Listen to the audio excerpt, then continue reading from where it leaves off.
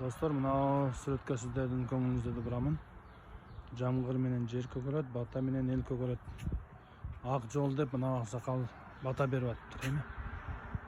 Аксакалдын түзүлүшү тебетей кийип алган. Андан кийин узун чапан кийген, ичинен көйнөк кийген. Сакалы жок, бата берип аткан кишинин. Кемпирдики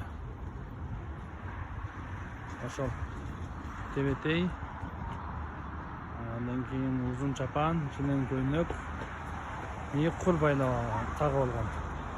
Эми мынага суроо пайда болот да.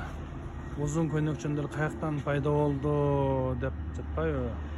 Адамдарчы мына 100 жылдан бери келаткан кыргыздын көрүнүшү.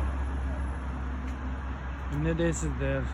Реальный акыйкатты айтыңыздарчы, бүгүнкү кийип алган, бүгүнкү күндө кийип алган узун кийгендердики туурабы же булардыкы туура эмес дегендердики туурабы?